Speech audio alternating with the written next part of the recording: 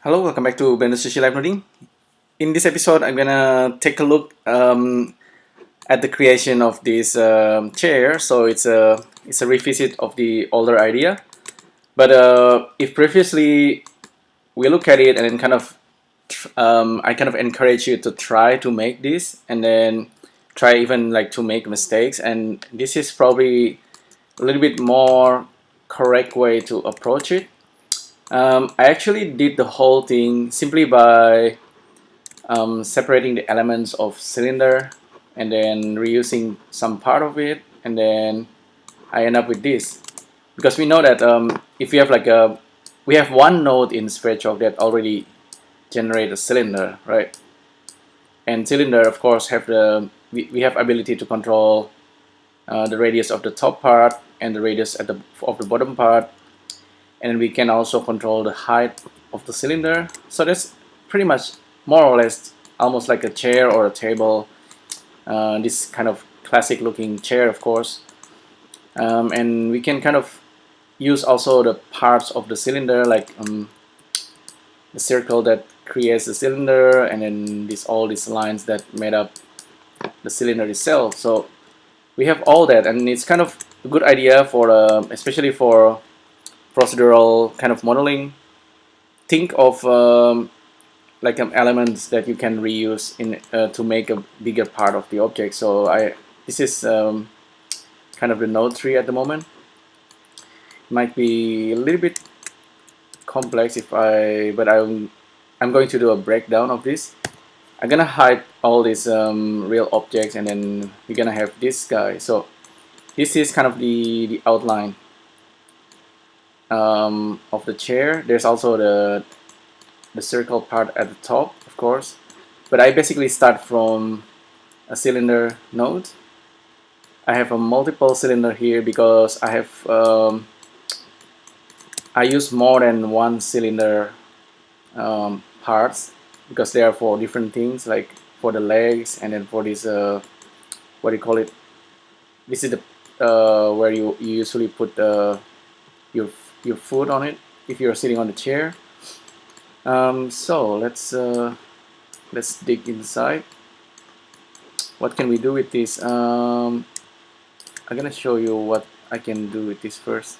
So we can control the top part, make the top part smaller, let's say, and then make the bottom part, controlling the bottom part, make it really thin and maybe a little bit smaller like that.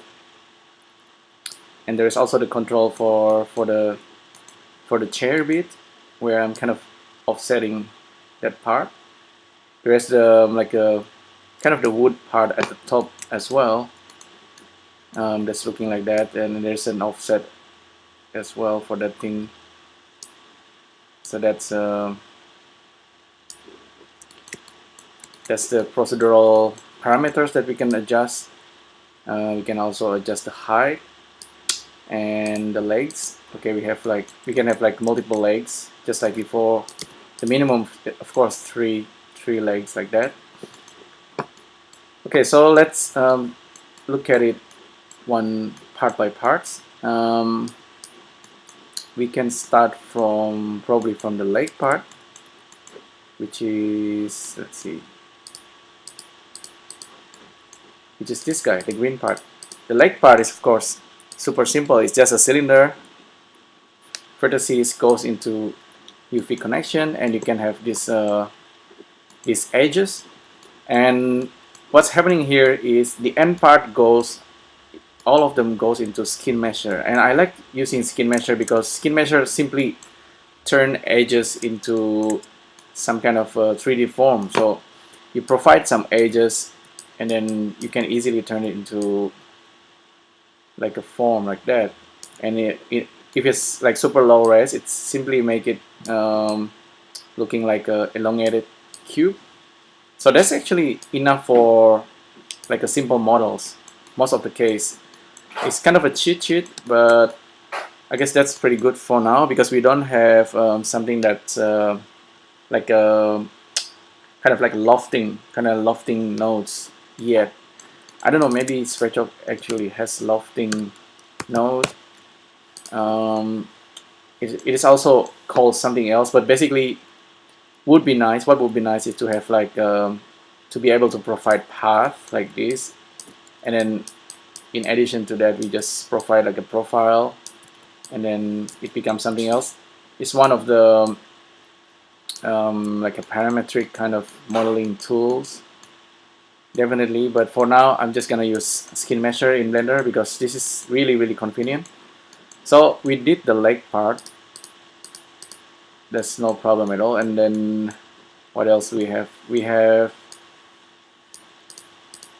this thing at the bottom. That's actually, if you look at this, if I just plug this guy into that guy, and the edges also, we have this like I said, the circle part of the cylinder, right? What I did, of course, just to select one of them, the one that's a little bit just one instead of 4 of them, because it's kind of silly if we have 4 of them, but we just need this one, the first one, actually the second one from the very bottom. So that's what made up the leg part. The top bit, of course, if you have a cylinder, is pretty easy. The top and the bottom part, if you kind of imagine like invisible part of the cylinder, we just get rid of that, but kind of keeping it and actually getting the, just get the top position and then use it for our chair, like a pillow kind of thing.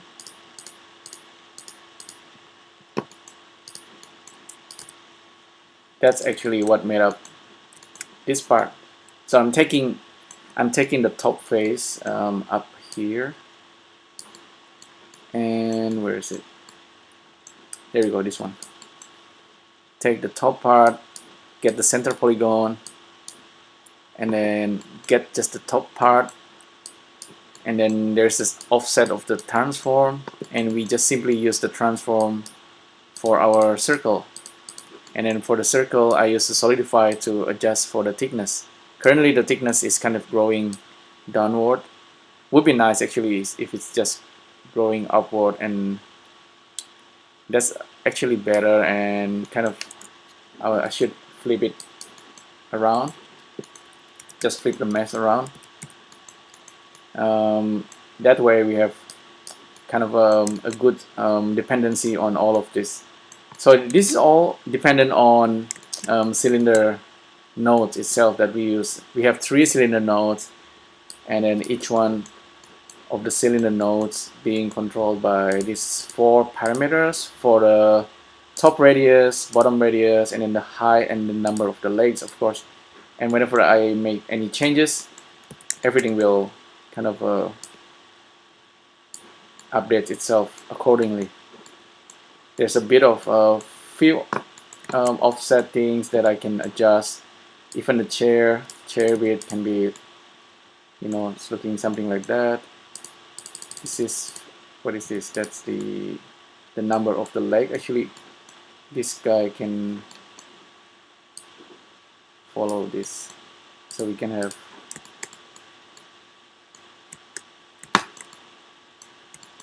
okay. That's a little bit weird because of this effect of skin modifier.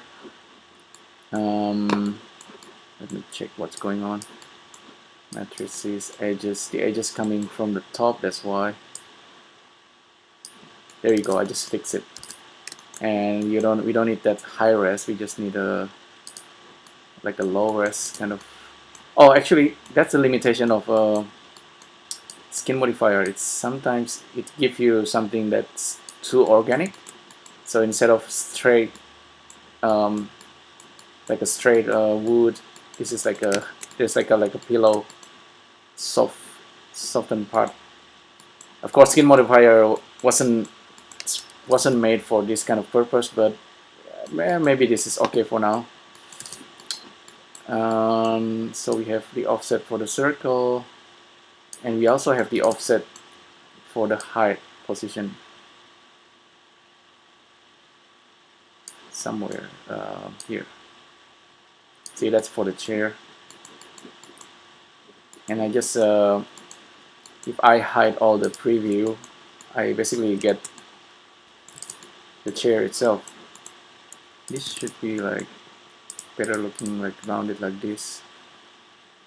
If you feel like wanting to add more resolution, of course you can. Let's say if we want to make this okay, that looks like a table now.